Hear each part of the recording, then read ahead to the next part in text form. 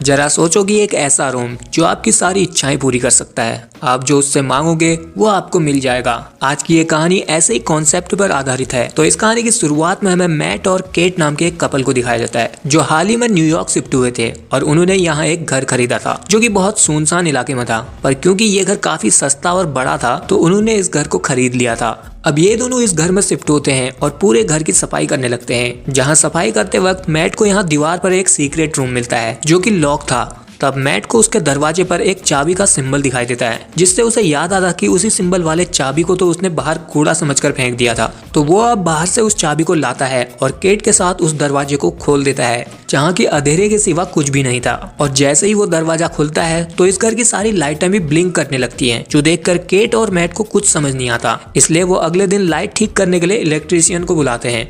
जहां मैट जब इलेक्ट्रीशियन को बेसमेंट में ले जाता है तो वहां पर हजारों वायर लगी हुई थी जिनके बीच में 3 छोटी छोटी लाइटें भी जल रही थी, जिसे देखकर इलेक्ट्रीशियन कहता है कि वो इसमें उनकी कोई मदद नहीं कर पाएगा क्योंकि ये वायर और यहाँ का लाइट कनेक्शन बहुत पुराना है। जिसके बाद वो यहाँ से जाने लगता है। पर जाने से पहले वो मैट से कहता है कि मैं हैरान हूँ कि तुमने इस घर को खरीद लिया क्योंकि इस घर के पुराने मालिक की मौत इसी घर में हुई थी। जो जानकर मैट हैरान हो जाता है और वो इस बारे में जानने के लिए रात में इंटरनेट पर रिसर्च करता है जिससे उसे पता चलता है कि इस घर के पुराने ओनर और उनकी वाइफ को किसी अनजान लड़के ने मार दिया था। तो उस लड़के ने उन्हें क्यों मारा इसका किसी को पता नहीं चला। इस बारे में जब उस लड़के से पूछा गया कि उसने उन दोनों को क्यों मारा तो उसने बताया कि उस रूम ने उसे ऐसा करने के लिए कहा था। जिसके बाद उस लड़के को मेंटल असाइलम में भेज दिया गया। जो सारी बातें जानकर अब मैट बहुत परेशान हो जाता है और वो शराब पीते पीते उसी रूम में पहुंच जाता है जहां वो विश करता है कि काश उसके पास एक और बोतल शराब की होती। तो तब उस कमरे की लाइट फिर से ब्लिंक करने लगती है और चली जाती है। जिसके बाद जब लाइट आती है तो वहां पर एक और बोतल शराब की आ चुकी थी जो देखकर मैट पूरी तरह से हैरान हो जाता है। जिसके बाद अगले दिन जब केट की आंख खुलती है तो वो लाइट को ब्लिंक होता हुआ देखकर उस कमरे में पहुंचती है जहाँ पर अब मैट ने उस कमरे से बहुत सारी महंगी चीजें मांगी हुई थी। वो समझ चुका था कि ये कोई आम रूम नहीं है,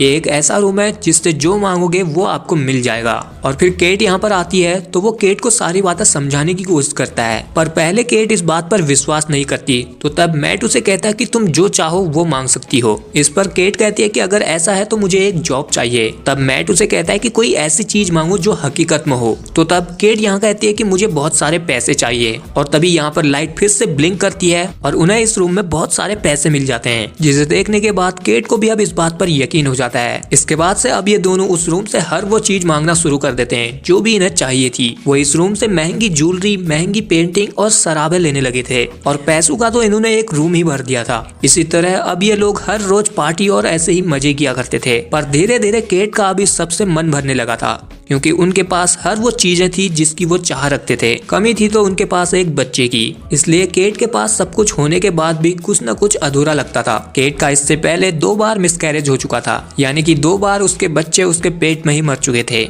मैट केट को इस तरह उदास देखकर उसे कहता है कि उन्हें एक बार और बच्चे के लिए कोशिश करनी चाहिए। लेकिन केट ऐसा नहीं चाहती थी क्योंकि वो फिर से वही दर्द नहीं सहना चाहती जो पिछले 2 बार उसके साथ हो चुका था। लेकिन फिर भी उसे बच्चे की चाह थी। और फिर एक दिन जब मैट घर पर नहीं होता तो केट उस रूम से एक बच्चे को मांग लेती है। फिर जब मैट घर पर आता है तो वो केट को उस बच्चे के साथ खेलता हुआ देखता है जिससे वो समझ जाता है कि केट ने उस रूम से एक जीता जागता बच्चा मांग लिया है। इसलिए वो केट को इसके लिए बहुत डांटता है और उसे समझाता है कि वो लोग इस बच्चे को अपने साथ नहीं रख सकते क्योंकि वो नहीं जानते कि इसका अंजाम आगे क्या हो सकता है। इसलिए वो उसे इस बच्चे को उस रूम में वापस करने को कहता है। जिसके बाद ये दोनों उस बच्चे को लेकर उस रूम में आ जाते हैं जहां मैट केट को उस बच्चे को गायब करने को कहने को कहता है। पर केट ऐसा नहीं कह पाती क्योंकि केट को हमेशा से एक बच्चे की चाह थी। तो अब मैट उस बच्चे को पकड़कर खुद कहने की कोशिश करता है लेकिन फिर वो भी ऐसा नहीं कर पाता। जिसके बाद से अब केट इस बच्चे को पालने लगती है। लेकिन मैट इस सब से बहुत परेशान हो चुका था। इसलिए वो कुछ पैसे लेकर इस बारे में जानने के लिए उस मेंटल असाइलम में जाता है जहाँ पर कि वो कातिल था जिसने इस घर के पुराने ओनर्स को मारा था। जिससे जब मैट मिलता है तो वो आदमी पहले से ही समझ चुका था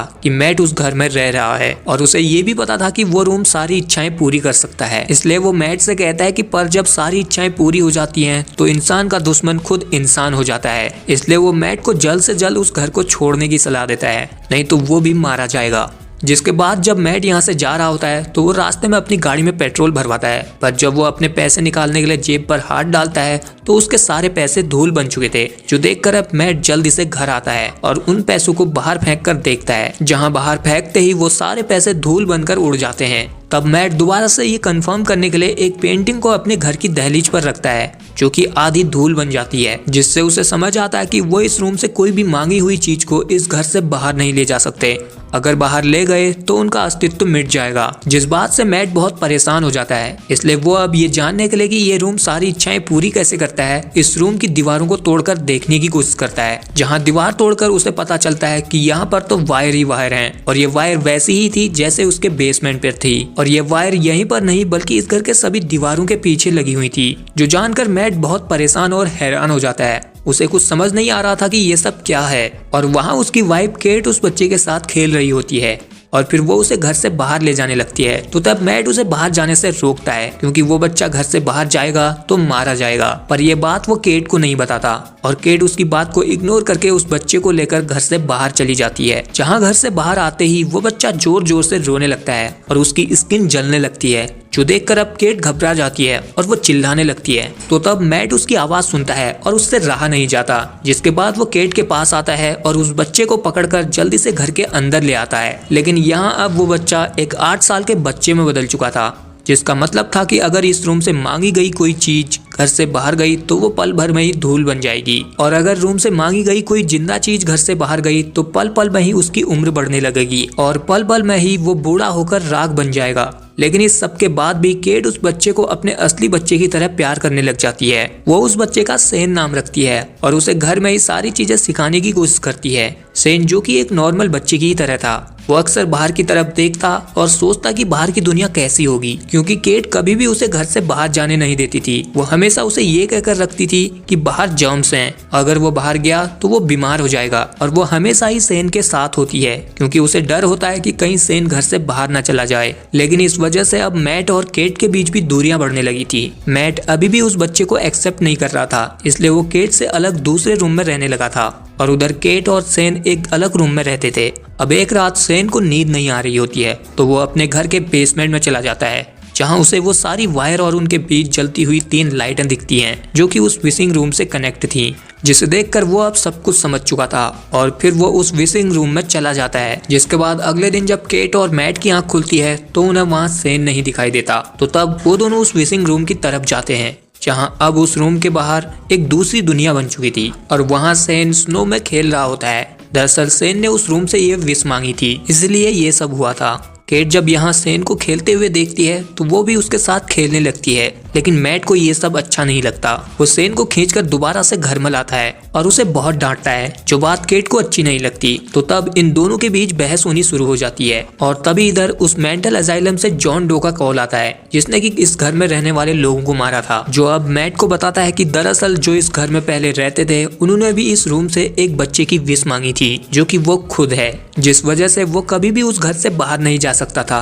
पर एक दिन जब उसने इस बारे में उस रूम से पूछा तो वहाँ से जवाब आया कि उसे उस इंसान को मारना होगा जिसने कि उसे विश करके मांगा है, जिसके बाद वो रियल वर्ल्ड का हिस्सा बन जाएगा और बाहर की दुनिया में जा सकेगा। पर क्योंकि उस कपल ने उसे विश करके मांगा था, इसलिए उसे उन दोनों को ही मारना पड़ा।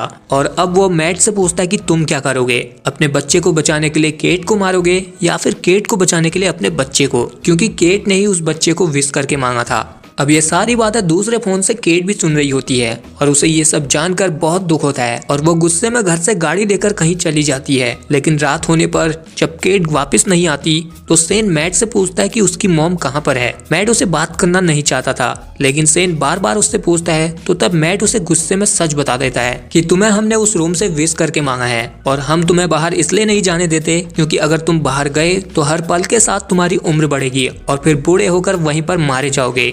लेकिन सेन को इस बात पर यकीन नहीं होता। तो तब मैट उसे गुस्से में घर से बाहर ले जाने लगता है, पर फिर वो अपने आप को कंट्रोल कर लेता है। जिसके बाद सेन अपने रूम में चला जाता है, जहां अब उसके पास मैट आता है और उससे अपनी गलती के लिए माफी मांगता है, जो भी उसने गुस्से में उसे कहा था। इसके बाद मैट उसे एक कहानी सुनाता है और अपने साथ सुला देता है। फिर आधी रात में जब केट घर पर आती है तो वो मैट और सेन को साथ में सोता हुआ देखकर बहुत खुश होती है। वो सोचती है कि फाइनली मैट ने अब सेन को एक्सेप्ट कर लिया है। जिसके बाद यहाँ उसके पास मैट भी आ जाता है और यहाँ ये दोनों एक दूसरे के बहुत क्लोज आ जाते हैं। पर इन दोनों को इंटीमेट होता हुआ देख सेन दरवाजे के पीछे से देख लेता है। उसके अंदर भी अपनी मॉम के लिए ऐसी ही फीलिंग थी, इसलिए वो अगले दिन उन दोनों के उठने से पहले कुछ देर के लिए घर से बाहर जाता है और फिर अंदर आ जाता है, जहाँ वो अब एक 17 साल का टीनेज लड़का बन चुका था। और वो अब यहाँ मैट को मारने के लिए उस पर गन पॉइंट कर देता है, जिससे अब यहाँ मैट और उसके बीच हाथापाई शुरू हो जाती है। लेकिन इस लड़ाई में केट को चोट लग जाती है, जिससे वो बेहोश हो जाती है। और फिर कुछ देर बाद जब उसकी आंख खुलती है तो उसके सामने मैट होता है,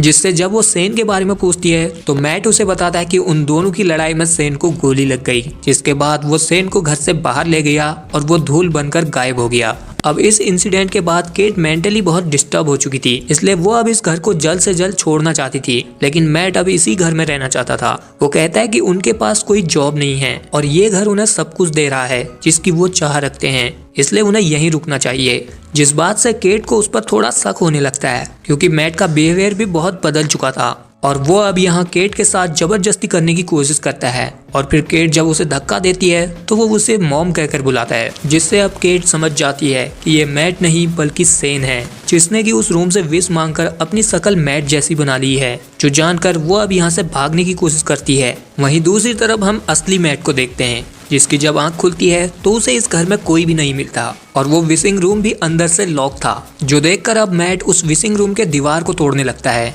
जिसके अंदर वायर ही वायर थी, जिन्हें काटते हुए वो दीवार के दूसरी तरफ आ जाता है, जहां वो देखता है कि सेन ने विशिंग रूम की मदद से उनके घर के ही जैसा यहाँ पर भी एक और घर बना रखा है, जो कि उनके ही घर की कॉपी थी। तो अब मैट जल्दी से भागकर उस घर में जाता है, जहां वो केट को ढूंढने की कोशिश करता है। लेकिन जब उसे केट मिलती है तो यहाँ पर सेन भी आ जाता है, जो केट से कहता है कि मैं हूँ असली मैट, मेरे साथ आओ। अब इन दोनों को देखकर केट बहुत कंफ्यूज हो जाती है और फिर सेन को नाम से बुलाती है और तब सेन उसके नाम बुलाने पर जवाब दे देता है। तो फिर यहाँ केट उसे धक्का देकर मैट के साथ इस घर से भागने की कोशिश करती है, लेकिन यहाँ सेन ने इस घर के सभी दरवाजों को लॉक किया था।